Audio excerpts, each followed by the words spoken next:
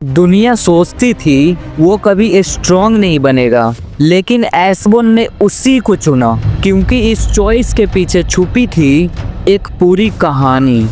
सोचो, अगर दुनिया का सबसे पावरफुल मोनार्च अपना सक्सेसर बनाए तो सबको लगेगा कि वो किसी और मॉन्स्टर को चूज करेगा, पर उसने चुना एक ऐसा इंसान जो हंटर्स की दुनिया का सबसे बड़ा जोक माना जाता था। सब कुछ शुरू हुआ एक क्रिएटर से, एब्सोल्यूट बीइंग। उसने बनाई थी दो रेसेस, रूलर्स रोशनी के लिए और मोनार्चेस अंधेरे के लिए।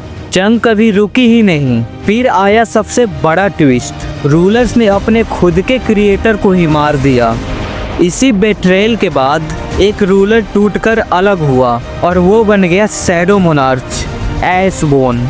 दूसरे मोनार्चेस सिर्फ डिस्ट्रक्शन चाहते थे, लेकिन एसबोन समझ गया वॉर एंडलेस है, एक दिन उसकी पावर भी खत्म हो जाएगी। इसलिए उसने डिसाइड किया सक्सेसर बनाना होगा, एक इंसान जो डार्कनेस को कंट्रोल कर सके।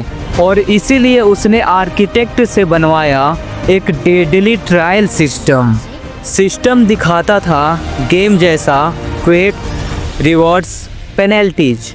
हर मिशन मौत के बराबर रिस्क, एक गलती और सब खत्म। स्टेप बाय स्टेप एक इंसान को मोनार्च की पावर के लिए तैयार करना ही इसका असली मकसद था। डबल डंजन में जब सब मर गए, सिर्फ एक कमजोर इंसान लड़ता रहा, संग जिनवू। और उस मोमेंट में सिस्टम एक्टिव हुआ। जिनवू सोचता था ये एक सेकंड चांस है, पर असल में ये था एक डेथ और डेस्टिनी टेस्ट।